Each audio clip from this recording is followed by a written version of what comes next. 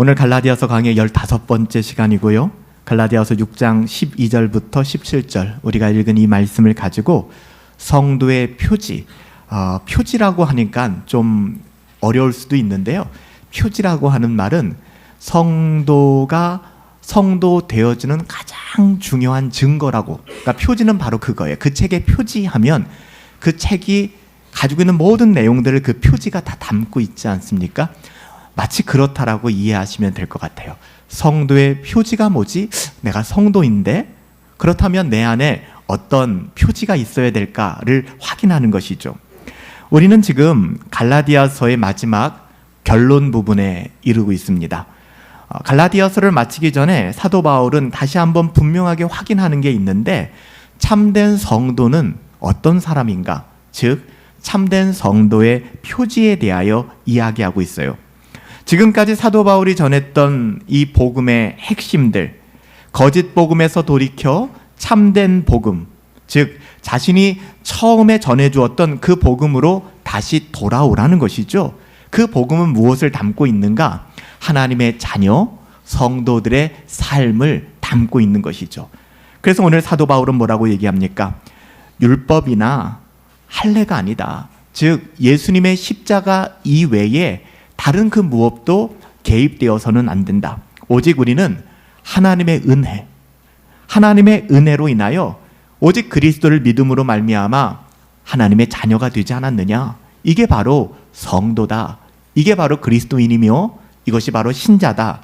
하나님의 아들이다. 이렇게 이야기하는 것이죠. 그런 사람들이 하나님 앞에서 믿음으로 의롭다함을 얻게 됨을, 즉 성도는 믿음으로 의롭게 함을 얻게 되는 것을 누리며 살아가는 사람들이지, 그의 어떠함으로, 그의 성경 지식으로, 그의 봉사활동으로, 그가 보여주는 그 어떠함으로 하나님 앞에서 참된 평강을 누리는 것이 아니라는 걸 이야기하는 거예요. 성도는 그렇게 살아가지 않는다라고 얘기하는 것이죠. 오늘날처럼 성도, 하나님의 자녀됨의 표지를 상실한 시대가 없는 것 같아요.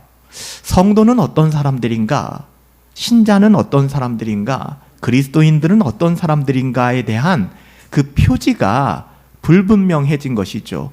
그냥 단순히 내가 어느 교회에 출석하고 있고 어떤 시기에 세례를 받았거를 우리가 체크한다고 해서 성도가 되는 것은 아닙니다. 우리가 믿음의 눈으로 바라볼 때 목사라고 할지라도, 장로라고 할지라도, 권사라고 할지라도, 집사라고 할지라도, 그 직분을 수행한다 할지라도 그 사람이 성도가 아닐 수도 있어요. 여러분, 그것은 일로서의 부르심이기 때문에 직분을 준 것이고, 성도라는 이름은 영원히 변하지 않는 너무나도 존귀한 이름입니다. 오늘날처럼 잘못 오해돼서 많은 분들이 잘못 생각하면은 마치 교회 레벨이 있는 것처럼, 목사 밑에 장로가 있고, 장로 밑에 집사가 있고, 집사 밑에 성도가 있고, 다른 교회들은 권찰이 있고 라고 생각하는 경우가 있는데 그렇지 않아요. 우리 모두는 성도입니다. 여러분, 제가 죽어 하나님 나라에 갔을 때 하나님, 고영훈 목사가 왔어요 라고 얘기하겠습니까? 성도가 온 거예요. 성도. 가장 존귀한 이름이 성도라는 이름입니다. 그렇다면 우리가 그 성도로서 어떻게 살아가야 될 건가를 얘기하는 거예요. 목사가 성도답지 못하기 때문에 미디어에 노출되는 것이고, 목사가 성도답지 못하기 때문에 교회가 무너지는 겁니다. 장로가 성도답지 못하기 때문에, 장로가 장로답지 못한 게 아니라 장로가 장로다워지고 목사가 목사다워지니까 교회가 무너지는 거예요. 성도다워져야 되는 겁니다.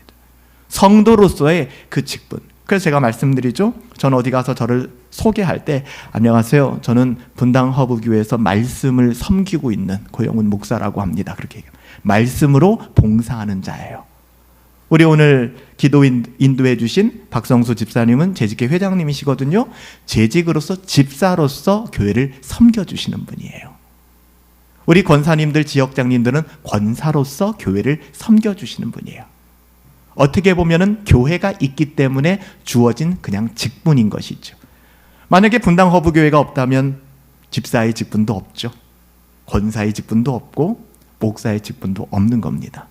우리는 하나님의 자녀 성도이기 때문에. 그렇다면 그 성도의 표지가 무엇인가를 아는 것은 너무너무 중요하잖아요.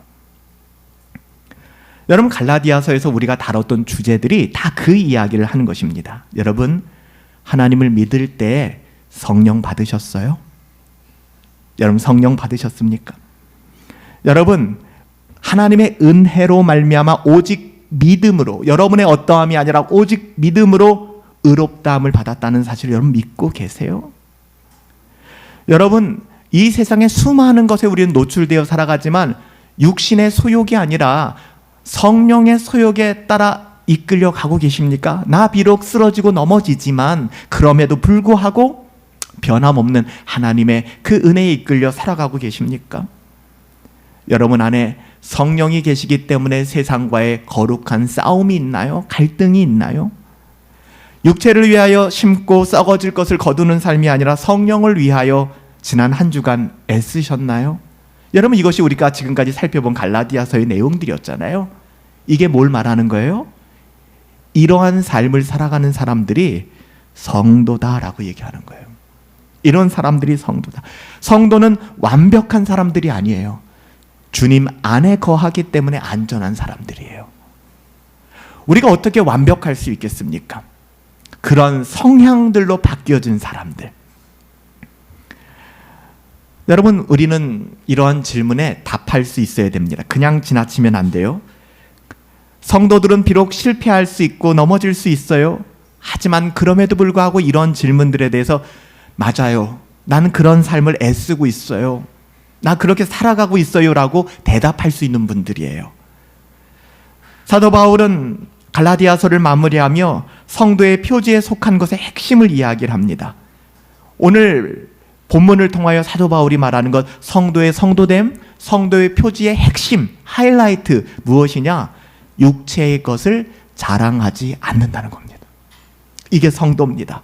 오늘 13절 말씀 보세요. 할례 받은 저희라도 스스로 율법은 지키지 아니하고 너희로 할례를 받게 하려 하는 것은 이유는 뭡니까? 너희의 육체로 자랑하려 함이라. 할례가 나쁜 거 아닙니다. 율법이 나쁜 거 아니에요. 근데 이들은 율법을 어떻게 사용하고 있는 거예요? 자기를 자랑하는 수단으로 사용하고 있는 것이죠. 자기를 좀 더 레벨을 높이는 수단으로 사용하고 있는 거예요. 여러분, 기독교의 핵심 가치가 민주주의를 만들었거든요. 사람 위에 사람이 없고 사람 아래 사람이 없어요. 인본주의적으로 인간의 주권을 이야기하는 것이 아니라 인간은 존귀한 자입니다. 그 이유가 뭘까요? 하나님의 형상대로 만들어졌기 때문에 인간은 존엄한 것입니다. 그런데 그 존엄함에 계급을 두기 시작하는 거예요. 이방인과 유대인, 유대인들 중에서 어느 지파에 속했느냐를 이야기하는 것이죠. 그 핵심은요, 자기를 자랑하는 겁니다. 여러분, 오늘날 할례를 얘기하거나 율법을 얘기하시는 분들 많지 않아요. 그래서 이게 와닿지 않을 수 있어요. 이거 어떻게 적용해야 될까? 여러분, 열매와 결과물들은 다를 수 있지만 그 시작점은 같은 거예요.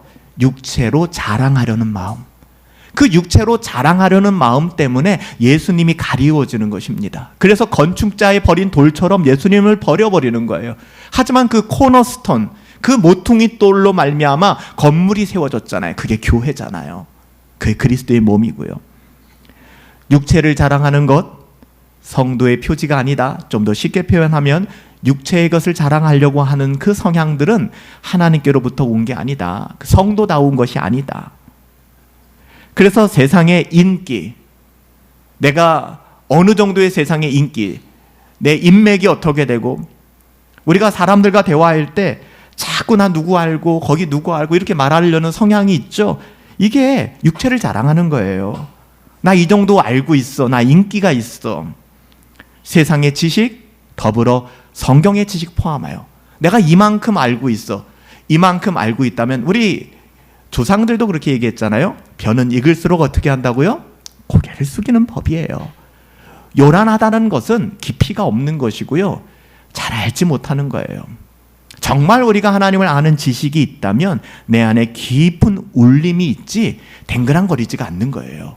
그래서 우리가 세상적인 인기, 지식, 세상의 지식뿐만 아니라 성경적인 지식까지도, 또 어떤 영향력, 심지어는 외모까지도 자기가 굉장히 괜찮은 줄 알고, 아니면 경제적인 수입, 아니면 직업적인 성취, 내가 어떤 직업을 가지고 있다, 직업으로 사람의 급을 나누기 시작하는 것이죠. 교회 안에서도. 심지어는 영적인 직분까지도 이렇게 사용하면 안 된다는 거예요. 여러분, 종교개혁의 가치가 뭔지 아세요? 교황권을 무너뜨린 겁니다. 그 당시에는 로마 교회가 가지고 있는 교황권에 제도화되어 있는 교황과 추기경과 또 여러 가지 어떤 그런 교회 안에 서열이 있었습니다. 종교개혁은 그것을 파쇄시킨 겁니다. 그래서 여러분들이 교회 안에서의 직분을 수직관계로 봐서는 절대 안 됩니다. 즉, 잘못된 것 중에 하나가 뭐냐 하면은 서리 집사가 안수 집사 되고 안수 집사가 장로 되고, 이 과정이 한국교회에서는 보편화되어 있는데 이게 잘못된 거예요. 한 번 집사는 난 영원한 집사야. 왜요?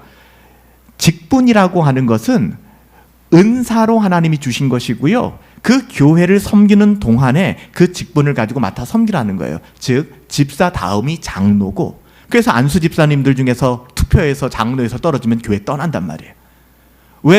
왜 같이 안수 집사 하던 사람이 저 사람은 장로 되고 나는 장로가 안 되냐, 같이 집사하다 저 사람은 권사 됐는데 왜는 나는 안 됐냐라고 생각하는 게 바로 육신의 것을 자랑하려는 마음이 있기 때문에 그런 거예요. 그것을 가진 사람들은 육신의 자랑을 삼아 나는 이런 직분을 가졌어 라고 얘기하는 것이고, 그렇지 못한 사람들은 열등감에 빠져 나는 여기서 소외됐어 라는 생각을 갖는 것이죠. 교회는 그런 것이 아닙니다.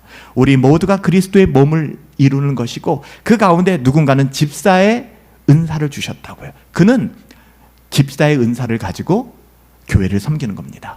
누군가는 장로의 직분을 줘서 그 장로의 직분을 가지고 교회를 치리하고 다스리고 섬기는 역할을, 저 같은 사람들은 말씀을 전하는 장로로서, 목사도 장로거든요. 우리가 장로회라고 얘기하잖아요. 장로교가 아닙니다. 장로회라고 얘기하는데, 이 장로라는 프레스비테리안이라는 것이 목사를 포함하는 거예요.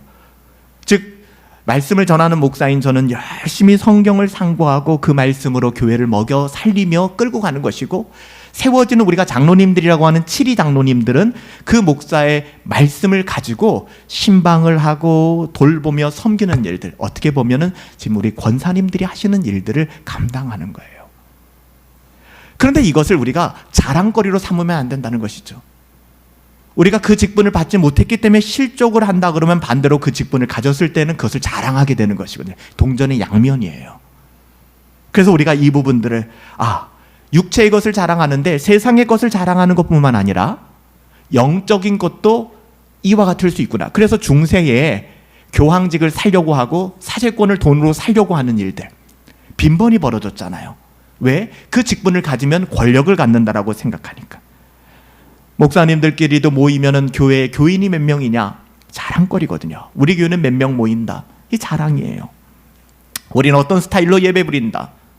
어떤 분들은 우리는 개혁교회이기 때문에 시편 찬송을 예배 가운데 쓰고 있고 시편 찬송을 찬양하고 있다. 너무 아름다운 일이죠. 하지만 그것이 자기들만의 특별함을 주장하는 자랑거리가 되어서는 안 된다는 거예요.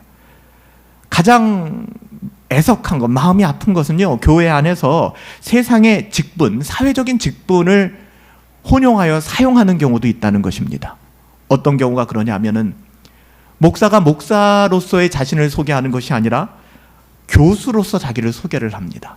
심지어는 어느 교회 가보니까 어느 교회는 어떤 교수님 나와서 기도 인도해 주시겠습니다라고 말씀하는 경우들도 있어요. 물론 사회에서는 교수일 수 있어요. 박사일 수도 있습니다. 여러분, 이것이 얼마나, 여러분, 하나님의 자녀들에게 주신 가장 존귀한 직분은 목사, 장로, 집사, 이 직분이고, 그를 능가하는 우리의 정체성은 하나님의 자녀라는 성도인 거예요. 그런데 자랑하고 싶은 거예요. 그래서 목사님들이 때로는 박사학위 가운을 입고 뭔가를 인도하기도 하고 집례하기도 하고 교수, 이것을 너무나, 어떤 경우에는 당회장이라는 것은 별로 중요한 부분이 아니에요. 그런데 우리 당회장 목사님, 당회장, 어떻게 보면 그런 것들이 목사 세계에서도 돌아보았을 때 참 육체의 것을 자랑하려는 성향들이 있구나 라는 생각들을 해보게 되었어요. 제가 그분들을 판단하고 싶지는 않아요. 그렇지만 돌아보았을 때 제 아내도 간혹 그런 기질들과 성향들이 있더라고요. 이것이 바로 육체의 것을 자랑하는 것이구나. 여러분, 이것을 자랑하는 것은 성도답지 못합니다. 성도의 표지가 아니에요. 육체에 속한 것들이죠. 이것을 죄성이라고 얘기하는 것이고요. 사도 바울은 이 문제의 근본을 복음으로 끌고 가서 우리는 예수 그리스도의 십자가면 되는데 그 십자가 플러스 자꾸 알파를 얘기하기 시작한다는 거예요. 그것으로 구원을 설명하려고 한다는 것이죠. 여러분, 이것은 명백히 다른 복음이고 이것은 이단이다라고 사도 바울은 갈라디아서를 통하여 이야기하는 거예요. 당시에 유대인들은 종교성이 있으니까 할례라는 것을 통하여 십자가와 병행시키려고 했습니다.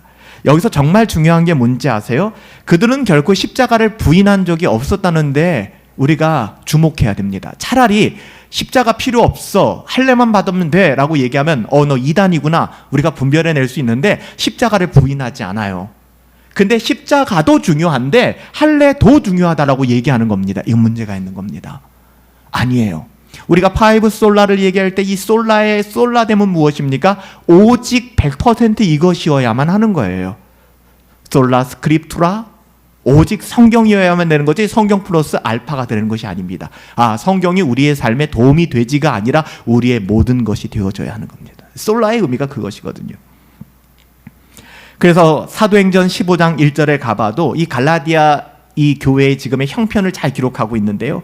어떤 사람들은 유대로부터 내려와서 육신을 자랑하는 사람들이에요. 형제들에게 가르치기 시작했어요.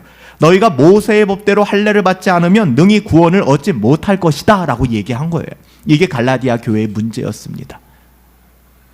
여러분, 이런 유혹은 어느 시대에나 있고 오늘날에도 존재합니다. 여러분, 십자가로 충분하다 여기지 않고 거기에 뭔가 더 하려고 하는 것. 여러분, 주일 성수를 해야 구원받습니까? 여러분들이 헌상을 많이 해야 구원받나요? 여러분들이 직분을 맡고 직분을 가지고 교회를 섬겨야 구원받습니까? 천만의 말씀이에요. 그것은 구원을 이루는데 1도 기여할 수 없습니다. 그러면은 그렇군요. 주일 성수 아무것도 아니었네요. 오케이, 저 이번 주간 여행 갑니다. 안녕. 저 뭐라고 얘기하지 마세요. 저 그냥 헌상도 안 할 것이고 봉사도 안 할 것이고 저 있는 그대로 살 거예요 라고 이야기할 수 있는가? 그것도 불가능하다는 거예요. 그럼 이거 어떻게 이해해야 되죠? 라고 말한다면 거듭난 하나님의 자녀들, 거듭나기 위해서는 오직 하나님의 은혜밖에는 없어요. 그리고 십자가의 그 대속의 은혜를 받아야 우리가 구원받는 겁니다. 구원에 우리의 어떤 경건한 행위도 구원의 역할을 할 수 없어요. 그렇다면 경건한 우리의 생활들, 주일 성수를 하고 헌상을 하고 봉사를 하고 하나님의 자녀답게 살아가는 건 뭐죠? 그건 열매입니다. 열매예요. 구원의 열매. 그렇기 때문에 그렇게 해서 구원을 받는 게 아니라 우리가 구원을 받았기 때문에 이제는 그 삶이 좋은 거예요. 목사님, 제 안엔 그런 마음이 1도 없는데요 라고 생각하신다 그러면 여러분, 진지하게 거듭남의 은혜를 하나님께 구하세요. 맞아요. 우리 인간은요, 하나님이 거듭 다시 태어나게 하지 않는 한 그런 마음을 가질 수가 없어요. 이거를 내 마음대로 내가 규칙을 세우고 내가 프로젝트를 세워가지고 나 이렇게 해버리라 하니까 과부하가 생기고 나중에 신앙이 힘들어지는 거예요. 그래서 여러분, 그래서 우리 교회 봉사자들, 우리 서리 집사님들을 세우고 할 때 정말 중요한 제일 첫 번째 원리를 제가 뭐라고 여러분들에게 말씀드려요? 자원해 주십시오라고 말씀드리는 이유가 거기에 있어요. 직분을 맡아도 되고 안 맡아도 돼요. 하지만 그분이 자원하는 마음이 필요한 거예요. 내가 집사로 1년 동안 교회를 섬기겠습니다. 내가 권사로 내가 이 교회를 정말 평생 권사로 내가 섬기겠습니다. 그런 분들에게 직분을 드리는 것이죠. 두려운 게 뭔지 아세요? 성경이 이렇게 얘기해요. 맡은 자들에게 구할 것은 뭐라고 얘기합니까? 충성이라고 얘기하고요. 충성하되 얼마큼 충성하라고 말씀하시는지 아세요? 연결되는 말씀이에요. 죽도록 충성하라고 말씀하세요. 그러니까 죽도록 충성할 자신이 없는 분들은 직분을 맡지 않는 게 맞아요. 그렇다면 어떻게 내가 죽도록 충성해? 그런 마음을 어떻게 가질 수 있을까요? 거듭나지 아니하면 그 마음 가질 수가 없어요. 거듭나야 주님을 섬기는 것이 너무 좋고 희생과 포기와 가난을 택하는 것이 내 마음에 유익이 있는 거예요. 그렇지 않으면 이것이 불가능한 것이죠. 그래서 우리는 거듭남의 증거, 성도의 증거를 육신의 정욕을 구하지 않는 것이구나. 여러분, 세상 사람들의 관심은 보여주는 것이거든요. 보여주기를 원하는 거예요. 사람에게 보여주려는 마음을 허영심이라고 얘기합니다. 그 허영심. 내가 이만큼 했는데 보여주기를 원하는 것이죠. 여러분, 가장 위험한 것은 신앙마저도 허영심으로 하려는 거예요. 드러내려고 하지 맙시다. 여러분, 오른손이 하는 것을 왼손이 모르게 하는 것이 합당합니다. 아무도 몰라줘도 괜찮아요. 우리 주님이 알고 계시잖아요. 여러분, 우리 허영심이라는 것이 신앙생활을 정말 힘들게 만듭니다. 허영심에 빠지면 안 돼요. 거짓 신앙은 언제나 보이는 것을 중요하게 여깁니다. 하지만 참된 신앙은 언제나 우리 안에 있어요. 보이지 않아요. 내면으로부터 일어나는 변화를 경험하게 합니다. 우리는 구원이라고 하는 것, 우리의 구원은 우리가 하나님을 위하여 뭔가를 해드리는 것에 근거한 게 아니에요, 여러분들. 다시요. 우리가 우리의 구원을 이야기할 때 우리의 구원은 우리가 하나님께 이만큼 해드려서 받는 게 아니라는 겁니다. 우리의 구원은 하나님께서 우리를 위하여 해주신 일에 근거한 겁니다. 우리는 일도 없어요. 이걸 뭐라고 얘기하는지 아세요? 이게 은혜입니다. 은혜. 기독교에서 보편적으로 사용하는 은혜. 근데 은혜가 뭔지를 모르는 거죠. 오늘 목사님 설교에 은혜 받았다, 은혜 받지 않았다, 오늘 어떤 성도님의 행동을 보고 은혜 받았다, 은혜 받지 않았다, 내게 은혜가 있다, 없다는 정말 교만한 말인 거예요. 우리는요, 이미 은혜 안에 있는 사람들이에요. 하나님의 자녀가 되었다는 것만으로도. 여러분, 은혜가 우리 가운데서 각인되지 않는다면은 하나님과 우리와의 연결 통로가 막혀 있는 겁니다. 그래서 하나님께서 은혜의 방편을 주셨잖아요. 말씀을 통해서 우리가 그 은혜의 방편을 얻는 것이고, 이게 예배지 않습니까? 기도를 통하여, 성례를 통하여 우리가 하나님의 은혜를 누릴 수 있는 거예요. 여러분 뭘 자랑하고 사십니까? 진짜 이 시간에 누군가에게 얘기할 필요 없어요. 심지어는 오늘 조모임에서 이런 얘기 하실 필요도 없어요. 여러분 스스로가 생각해 보세요. 나는 무엇을 자랑하고 있는가? 하나님의 자녀들, 성도는 솔라, 오직 우리 주 예수 그리스도의 십자가. 사람들은 그 이름을 건축장에 버렸지만 그 모난 돌 같은 예수님이 코너스톤이 되어서 그 돌이 아니고서는 세워질 수 없는 건물을 세워주셨죠. 그것이 바로 성전이요 예수님 아니겠습니까? 우리 가운데에는 좋은 것이 좋은 거라는 생각이 너무 강해요. 그래서 모난 돌이 정맞는다고 그런 일을 하고 싶지 않은 거예요. 십자가만을 자랑하거나 은혜의 복음만을 자랑하면 우리의 삶이 좀 어려워지거든요. 그래서 연약한 성도들은 그냥 좋은 게 좋은 거라고 다 좋게 지내고 싶어 했어요. 그래서 순전한 은혜의 복음마저도 적당히 세상의 방법대로 바꾸어 놓고 말았죠. 외골수 되기 싫은 거예요. 근데 복음은 외골수거든요. 그러니까 마치 그것이 진리인 양 교회 안에서 주장하기 시작해요. 오늘 갈라디아서 6장 12절에 이렇게 이야기합니다. 무릇 육체의 모양을 내려 하는 자들이 억지로 너희에게 할례를 받게 했대요. 그러니까 할례 받아 구원받아, 할례 받았지? 너 할례 받았지? 자꾸 그런 얘기를 하는 거예요. 그래서 저희가 그리스도의 십자가로 인하여 핍박을 면하게 할 뿐이다 라고 얘기하는 게, 할례는 필요 없어, 오직 예수 그리스도의 십자가밖에는 중요한 것이 없어 라고 이야기하면 자꾸만 판단당하고 정죄당하고, 야 그래도 할례는 받아야 되잖아 라는 말을 들으니까 그 말이 불편해지는 거예요. 그러니까 할례도 받아야 돼 라는 말에 동참하는 것이죠. 성도가 이 땅에서 받게 되는 핍박은 그리스도 예수로 인하여 찾아오는 핍박이에요. 우리가 복음에 합당한 삶을 살아가게 되면은 사람들로부터 때로는 좋은 소리를 듣지 못할 때가 많아요. 사람들이 싫어할 수 있다는 것이죠. 그런 경험 여러분 크고 작게 다 있으실 거예요. 성경의 가치가 세상의 가치와는 다르기 때문에 생기는 문제입니다. 가장 실예로 여러분 우리가 한번 생각해 볼 것은, 교회는 민주주의가 아닙니다. 교회는 다수에 의해서 다수가 원하는 방식으로 가는 곳이 아닙니다. 그건 교회가 아니에요. 교회는 또한 실용성이 추구되는 공간도 아닙니다. 그래서 자꾸만 교회를 이야기할 때, 예배를 이야기하고 교회의 여러 가지 사역들을 이야기할 때 이렇게 하는 것이 훨씬 더 실용적이지 않습니까? 라고 하는 것이 반은 맞고 반은 틀려요. 우리가 실용성을 거부할 필요는 없습니다. 하지만 실용성이 주가 돼서 교회를 끌고 가서는 안 됩니다. 교회가 할 수 없는 게 있어요. 교회가 해야만 되는 게 있습니다. 그런데 이것을 실용적인 측면으로 해서 이렇게 하는 게 훨씬 더 실용적이지 않습니까? 라고 이야기한, 예를 들면 우리 안에서도 지금 씨름하고 있는 내용들 중에 하나잖아요. 그게 무엇인가 하면 예배예요. 예배.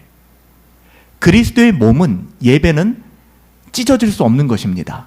여러분 신약 성경을 보시면 만 몇 세 이하는 이렇게 모이고 몇 세 이하는 이렇게 모이며 이렇게 예배했더라라고 말은 나오지가 않아요. 지금의 유대인들도 마찬가지입니다. 같이 모여 예배합니다. 예배는 같이 하는 거예요.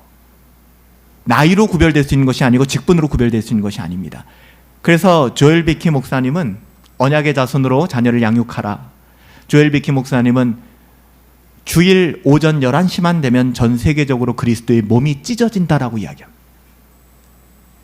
같이 예배를 드려야 되는데 실용적인 의미에서 우리가 아이들을 나누기 시작하는 거예요. 물론 그렇다고 하면 그런 실용성을 거부해야 되느냐? 아니에요. 그러니까 그 아이들은 예배가 끝난 뒤에 성경 공부 모임도 하고 주일학교 모임도 하면서 아이들에게 성경을 가르치는 것이죠. 그거조차 없다 그러면 아이들이 성경을 차근차근 배워갈 수는 없을 거예요. 그렇지만 예배라고 하는 것은, 그래서 가끔은 우리 교회 안에서도 왜 아이들이 함께, 오늘도 우리 아이들이 들어와서 예배한단 말이에요. 잘 수도 있어요. 떠들 수도 있고요. 그럼에도 불구하고 함께 예배의 공동체를 세워나가는 것입니다. 이거는 교회가 포기할 수 없는 가치예요. 그런데 미국의 교육 방식이 들어와서 이것이 이제 교회 안에서 이제 학년별로 나누고 유치부, 유년부, 초등부, 청소년 1부, 2부, 3부 그렇게 만들어서 마치 학교 교육을 하듯이 예배 또한 그렇게 드려버리. 그러니까 가정에 예배 개념이 없는 거예요. 그러니까 부모님들도 아이들과 함께 씨름하고 아이들과 함께 신앙을 가르쳐내는 씨름이 있어야 되는데 그게 안 되니까 어떻게 보면은 그냥 주일만큼은 나도 좀 편안해지자. 너 주일학교 가 있어. 난 예배 드리고 올게. 이렇게 돼버리는 것이죠. 예배만큼은 여러분 예배의 의미가 무엇인가를 알게 된다면 그것은 그래서 여러분 우리가 실용성을 가지고 다룰 부분은 아니에요. 그렇지만 또한 실용성을 가지고 필요한 것은 아이들은 아이들의 나이 맞게끔 성경을 가르치고 양육하는 것. 그래서 우리는 조모임을 가질 때 주일학교 아이들 모임을 갖고 있거든요. 이게 복된 거예요. 힘들 수 있지만. 여러분 이 복음이라고 하는 것은요 굉장히 레디컬한 겁니다. 때로는 굉장히 철저해요. 이렇게 해도 돼? 근데 그렇게 해야만 되는 것들이 굉장히 많아요. 우리가 복음을 이야기할 때, 또 성경의 가치를 이야기할 때 어떻게 예배해야 하지? 또 어떻게 우리가 하나님 앞에 예배하는 것이 성경에 합당한 것일까에 대해서는 우리의 생각이 개입되어서는 안 되는 것이죠. 오직 성경의 가치를 가지고 하나님의 자녀들, 성도들은 살아간다는 것입니다. 그래서 성도들은요 절대로 세상의 방식, 목사님 보니까 세상에서 이게 트렌드가 굉장히 핫하던데 교회도 이걸 도입해야 되지 않을까요? 라고 말은 할 수 있겠지만 교회는 세상의 트렌드를 따라가는 것은 아닙니다. 그렇게 가서도 안 되는 것이고 교회는 교회됨을 하나님의 말씀을 통하여 분명히 세워야 하고 성도들은 그렇게 교회를 섬겨가야 되는 것이죠. 그렇다면 오늘 사도 바울이 얘기하는 것처럼 성도들은 세상의 그 어떠함을 따라가지 않는구나. 세상의 욕심을 또 세상의 자랑을 하지 않는구나. 그럼 반대로는 무엇일까요? 하나님의 자녀들 성도들은 십자가를 자랑합니다. 오직 십자가.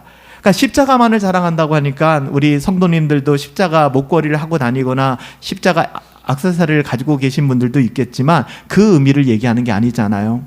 자동차 룸미러에 십자가 달고 다닌다고 해서 지금 십자가를 자랑하는 거 아니지 않습니까? 자동차 뒤에다 익투스 붙이고 다닌다고 해서 그리스도를 자랑하는 거 아니잖아요. 십자가를 자랑한다는 말은요 지식적인 영역만이 아닙니다. 삶의 실천적으로 경건을 추구하고 자기를 부인하는 게 십자가를 자랑하는 거예요. 여러분 십자가를 자랑하는 말은 너무 쉽잖아요. 나 십자가를 자랑합니다. 감정에 매몰돼서 눈물 흘리기도 쉬워요. 하지만 그게 아니에요. 십자가를 자랑한다는 것은 내가 그리스도와 함께 십자가에 못 박혔나니 그런즉 이제는 내가 사는 것이 아니라 내 안에 그리스도께서 사시는 것이다. 내가 그리스도의 십자가와 동행하고 동참하는 삶을 살아가는 것입니다. 그래서 오늘 갈라디아서 6장 14절에 뭐라고 얘기합니까? 그러나 내게는 우리 주 예수 그리스도의 십자가 외에는 결코 자랑할 것이 없나니 그리스도로 말미암아 그리스도 때문에 세상이 나를 대하여 십자가에 못 박혔다는 말이 무슨 말이에요? 이 말이 무슨 뜻일까요? 그리스도로 말미암아 세상이 나를 대하여 십자가에 못 박혔다는 것은요, 예수님 때문에 내가 더 이상 세상적으로 하고 싶은 말 안 하게 된다는 거예요. 세상적으로 하고 싶은 행동 안 하게 된다는 거예요. 세상적인 자랑 안 하게 된다는 거예요. 누구 때문에? 예수님 때문에. 내가 그리스도로 말미암아 세상이 나를 대하여 십자가에서 죽어버렸대요. 세상을 자랑하고 싶은 마음들, 세상의 어떠함을 드러내고 싶은 그 모든 것들이 예수님의 십자가 안에서 끝나버린 거예요. 그래서 그렇게 고백하는 거예요. 그리스도로 말미암아 세상이 나를 대하여 십자가에서 못 박히고 나 또한 세상에 대하여 그렇게 되었다. 그러니까 더 이상 예수 그리스도의 희생과 포기와 가난과 고난과 여러분 그 마음이 아닌 다른 세상의 모든 마음들이 내 안에서 다 죽음을 맞이했다라고 선언하는 것입니다. 여기서요, 자랑한다고 얘기하잖아요. 십자가를 자랑한다. 자랑한다는 말을 좀 이해할 필요가 있는데요. 헬라어로 쓰여졌으니까 헬라어로 여기서 자랑한다라는 단어는요, 신뢰하다. 신뢰가 있는 거예요. 신뢰하다. 두 번째, rejoice, 기뻐하다. 세 번째는요, 거기에 열중하다, 집중하다. 네 번째는요, 마음껏 enjoy, 즐기다. 요 네 가지 단어가 요 안에 싹 들어가 있어요. 이게 자랑하다는 뜻이에요. 그러니까 저는 이렇게 번역하고 싶어요. 이 자랑한다는 것은요, 내 마음을 온통 다 차지하고 있다는 겁니다. 우리가 연애를 처음 시작하면 그 상대방이 온통 그 사람의 마음을 차지하고 있듯이 예수님 그 십자가, 희생과 포기와 가난과 고난을 짊어지고 가신 그 길, 나를 부인하여 살아가는 그 길, 여러분 그 은혜의 삶이 온통 내 마음을 차지하고 있다는 거예요. 이 말을 가장 정확하게 표현한다면 사로잡고 있다. 여기에 완전히 빠져 있는 겁니다. 그럴 때 있잖아요. 뭐 국가대표 축구 경기 기간 때는 축구 경기 그 시리즈 여기에 막 몰입되어 있고, 뭐 축구 좋아하시는 분들은 이제 뭐 유럽 축구 시즌 시작되면 그 축구 스케줄 다 깨고 있고 거기에 몰입되어 있거나, 또 야구 시즌 시작되면 자기가 응원하는 팀에 몰입되어 살아가잖아요. 사로잡혀서 살아가는 거잖아요. 여러분 바로 그런 뜻이에요. 십자가를 자랑한다는 말이 온통 십자가로 사로잡혀 있다. 여러분 근데 십자가는 사람들이 좋아하는 단어가 아니거든요. 네가 좀 양보해, 네가 좀 희생해, 이거 듣기 좋은 사람 있나요? 왜 내가요? 너 참을 만큼 참았어요. 그쵸? 싫어요. 십자가가 그겁니다. 여러분 그걸 자랑하라는 거예요. 교회 안에서도 성도들 안에 다툼이 있을 때 때로는 그것을 중재하기가 너무 어려워요. 누군가를 찾아가서 성도님이 좀 품어주세요라고 얘기하면 제가 왜 품어야 돼요? 저 사람 보고 품으라고 얘기해요. 그분 찾아가서 성도님이 좀 품어주세요. 목사님 맨날 그 사람 편만 들어요. 내가 얼마나 힘든 줄 알아요? 왜 모르겠어요. 다 힘들죠. 그럼에도 불구하고 우리는 품어주고 이해하고, 여러분 오늘 누가복음에 나온 사두개인과 바리새인들처럼 그냥 교회를 넘어뜨리고 무너뜨리고 뒤에서 이야기하는, 여러분 그런 언어로 우리가 살아갈 수는 없잖아요. 여러분 근데 이것이 십자가거든요. 때로는 가끔 성도님들이 힘들어할 때 함께 신방하거나 제가 이렇게 이야기 나면서 이야기하면 제 마음이 너무 힘들어질 때가 있어요. 왜냐하면은 그냥 편들어주고 싶을 때가 있거든요. 맞아요. 그분이 잘못했네요. 그분이 진짜 문제가 많네요. 그러면 얼마나 그분이 시원해하고 이 목사님 감사해요. 저 힘낼게요. 그러고 돌아가겠습니까? 근데 그 말을 해주기가 어려운 거예요. 십자가를 이야기하는 것이죠. 그게 십자가예요. 우리가 십자가를 자꾸만 종교적인 관념으로만 생각하고 그러니까 우리의 삶에 적용이 되지 않는 것이죠. 그러한 삶을 자랑했다는 겁니다. 그러한 삶을 마다하지 않았다는 거예요. 내게는 우리 주 예수 그리스도의 십자가 그것 외에는 결코 자랑할 것이 없나니 그리스도로 말미암아 세상이 나를 대하여 그리하고 나 또한 세상을 대하여 그리하다. 여러분 여기에 십자가에 못 박혔다라고 얘기하는데요. 이것도 우리 한 번만 좀 생각을 해봅시다. 이 못 박혔다라는 동사의 시제는 헬라어로 완료형 시제를 쓰고 있는데요. 완료 시제가 의미하는 것은 과거의 사건이 현재까지도 영향을 주고 있다라는 의미입니다. 이게 무슨 얘기입니까?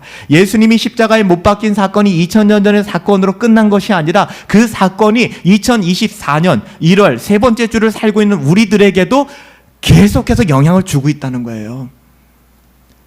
2000년 전에 십자가가 끝나는 것이 아니라는 것입니다.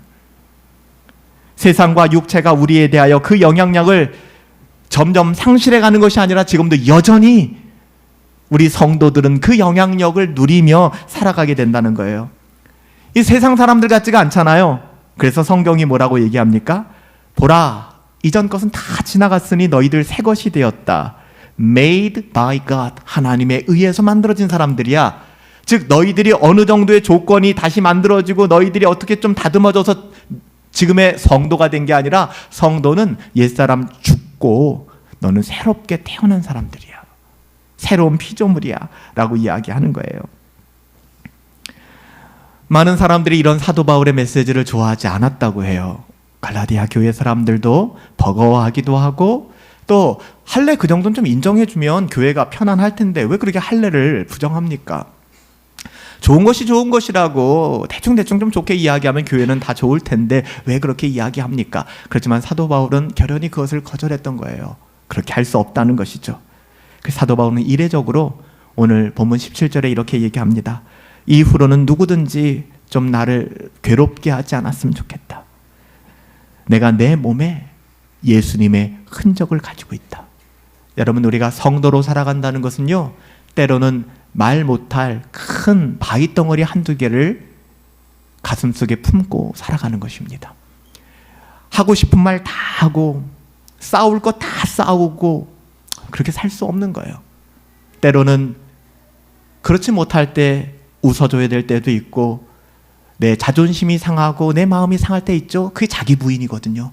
자기 부인이 되지 않으면, 그래서 여러분들 성도님들이 이렇게 서로 이제 문제가 생길 때 보면은 양보하고 희생하는 분이 지는 게 아니에요. 그분이 이기는 거거든요. 그분이 하나님 뜻대로 살아가는 거예요. 근데 우리가 세상적인 안목에서 보면은 말이 좀 세거나 논리적이거나 기질적으로 좀 외향적인 성향이 있는 사람들이 뭔가 주도권을 잡는 것 같고 리더십이 있어 보여요. 그렇지 않아요. 진짜 리더십은 그런 데서 나오는 거예요. 그래서 사도 바울이 얘기하는 거예요. 이제는 나를 좀 괴롭게 하지 않았으면 좋겠다. 내 안에 예수의 흔적이 있다. 이 한마디로 성도의 삶이 표현되는 것 아닐까요? 여러분들의 마음, 여러분들의 상함, 목사가 어떻게 다 헤아릴까요? 저는 그만한 그릇이 못 됩니다. 저는 그게 불가능한 사람이에요. 목사에게 인정받으려고 하지 마시고요. 하나님 바라보세요. 때로는 목사도 몰라줄 수 있고요. 여러분들의 열심과 여러분의 십자가를 목사도 몰라줄 수 있어요. 그때 마음 상하지 마시고요. 시험 들지 마시고요. 예수님의 흔적이 내 안에 있구나. 주님 다시 만나는 날에 내 삶이 결산되어질 거야. 그때 여러분 그날을 소망하며 우리가 살아가는 것 아니겠습니까? 이 흔적, 스티그마, 흔적이라는 말은 노예의 표시였죠. 노예에게 넌 내 거야 찍는 표식이었습니다. 우리가 소나 가축에 찍는 도장하고 똑같아요. 우리가 예수님의 것이기 때문에 예수님의 흔적, 스티그마가 우리 안에 있는 거예요. 만약에 예수님의 흔적, 그 스티그마가 우리 가운데 없고 여전히 우리는 우리가 원하는 대로 선택하고 세상의 실용성과 세상의 가치를 따라 살아간다 그러면 글쎄요, 그를 성도라고 이야기할 수 있을까요? 물론 교회만 출석한다면 우리 모두가 서로 성도님, 거룩한 하나님의 자녀, 성도님이라고 불러주지만 우리가 그렇게 부름을 받는다고 해서 진짜 성도일 수 있을까는 오늘 사도 바울의 이 메시지를 통하여 우리가 한번 좀 겸손하게 우리의 영혼을 돌아봐야 되지 않을까요? 우리는 결코 세상으로 하여금 예수님을 믿는 하나님의 자녀들을 가볍게 여기는 삶을 살아서는 안 됩니다. 하나님의 자녀답게, 성도답게 스티그마, 예수의 흔적을 가지고 세상을 자랑하는 것이 아니라 십자가를 자랑하고 살아갈 수 있게 되기를 예수님의 이름으로 축복합니다. 살아계신 아버지 하나님, 예수의 흔적이 있는 사람들, 예수의 스티그마가 있는 사람들, 그들이 성도일 것입니다. 우리도 사도 바울과 같이 때로는 아무도 나를 더 이상 괴롭게 하지 말아라. 내 안에 예수의 흔적이 있노라. 주님이 알아주는 그 마음, 주님이 알아주는 그 이야기들을 가지고 인생을 살아갈 수 있도록, 이 세상에서 다 보상받지 못하고 이 세상에서 다 인정받지 못한다 할지라도, 내 마음 아무도 몰라준다 할지라도 우리 하나님 알고 계심을 믿기에 우리 주님 걸어가신 그 길 묵묵히 따라 걸어갈 수 있도록 하나님 우리 모든 성도들에게 은혜 내리어 주시옵소서. 존귀하신 예수님의 이름으로 기도하옵나이다. 아멘.